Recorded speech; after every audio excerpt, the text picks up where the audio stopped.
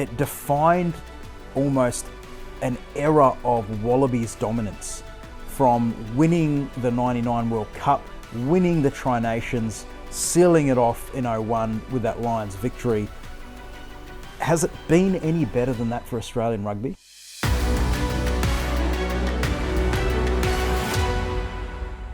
When you fast forward to 2001, where it's a completely different landscape, the game's gone professional, people are taking the Lions seriously, not as only a touring side, but as a business. It's generating millions of dollars for local economies who are hosting them. You covered that series as a journalist. What are your recollections from the start of that series? Oh, phenomenal series again, and you got to understand sort of the landscape at the time.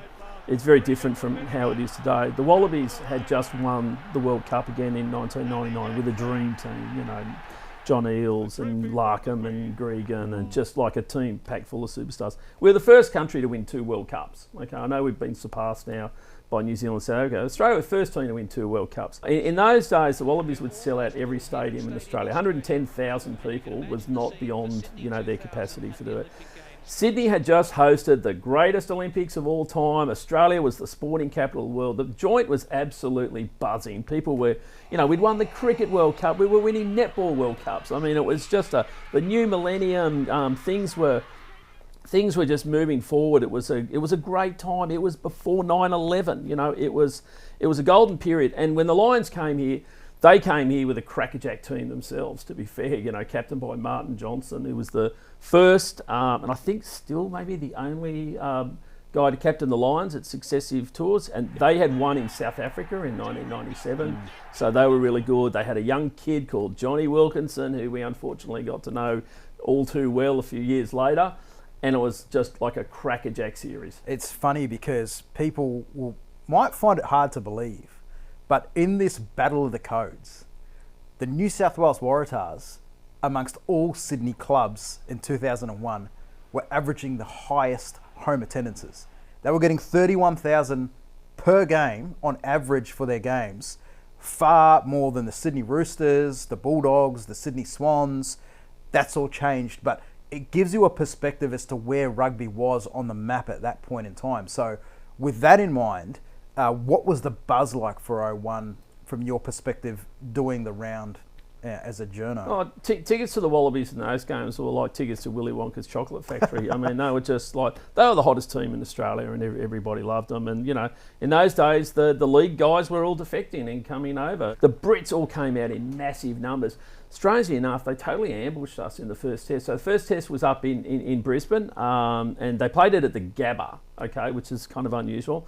But they did, and there's for all the popularity of the Wallabies, like Australian rugby fans don't really wear the colours like the Brits do. Like they literally every single man, woman, and child who's followed the Brits all turned up in their scarlet red jerseys, and Aussies don't normally do that.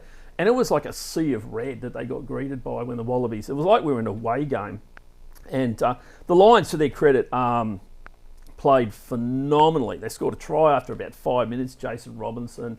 So adventure early on from the Lions. They're attacking Australia out wide. Here's Robinson. He's around Latham.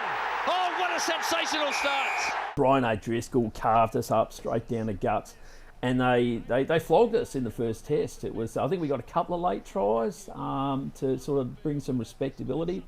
But all of a sudden, this golden generational team was 1-0 down. And given what happened in 1989, everyone's thinking, oh my God. And then there was a moment there where the marketing gurus at Rugby Australia realised something had to change for Game 2.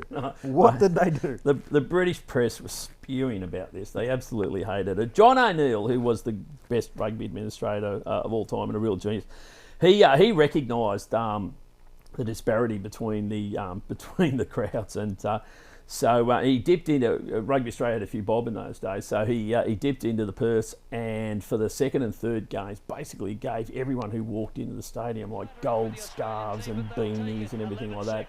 And then they changed the lighting at the grounds to make it look like the whole crowd was sort of dressed in gold and whatever. So he created this. I mean, there were half the crowd was Wallabies fans, but it made it look like turned it all around. Like, it looked like a home game, and it gave the players a huge lift. In a tight series, it made a big difference. So you go back and look at the old footage, it looks completely different than just the colour of the stadium. So when they ran out, the second test was in Melbourne, so obviously not a traditional rugby stronghold as much as New South Wales and Queensland, but it made a big difference. So they go on and win that second test, and then it comes down to the decider, and there's a lot of talk before that game. Yeah, there was. I mean, interesting story here. I mean, people who follow rugby now will know Justin Harrison from his work as a commentator. So Justin Harrison hadn't played a test match at that stage, and he played really well on the tour. I think he played for Australia A, and he played for Brumbies against the Lions, and he got called in. Giffen got injured, who was John Eales' lock partner, and a really great player in his own right. And Harrison got called in for the third and deciding test of a Lions series to make his debut, and he's up against Martin Johnson, who was like a behemoth, of a lock. And one of the English players who hadn't been picked in the test wrote a really narky column, just like completely bagging out Justin Harrison. I think he called him a plank, whatever the Poms think a plank is. But anyway, it doesn't sound great, right? And anyway, Rod McQueen, Wallabies coach, is a sort of a master psychologist and everything. Like, they got copies of it and printed it, cut it out and stuck it up in the dressing room to use it as a little bit of motivation. And, just one of those beautiful unscripted moments in sport. It was a classic match. I think the teams were locked at, 23 all with 10 minutes, or no, even less to go.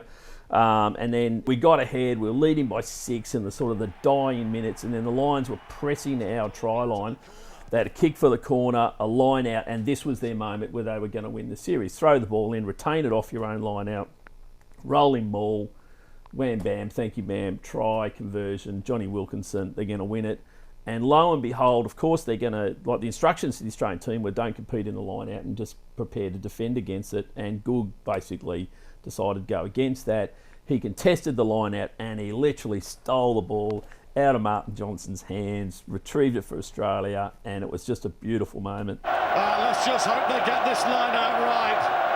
This is their moment. It's not. It's Justin Harrison's moment. That was incredible. Still dining out on it, Goog. And we held on and won the series, famously. That's incredible, isn't it? Because another viral moment, and you still see that now on YouTube clips and replayed on every Lions promo vid.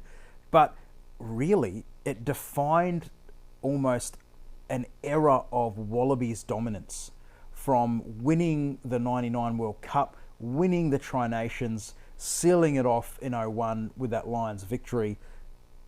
Has it been any better than that for Australian rugby? No, that was probably the high point. The Wallabies did win the Bledisloe Cup again the next year. Beating the Lions really was the high point. We at that stage, that completed the trophy cabinet. In fact, they actually never had a trophy because we weren't that competitive against the Lions, so they didn't play series against us. 2001 was the first time they actually made a trophy for the series winner, and Tom Richards trophy.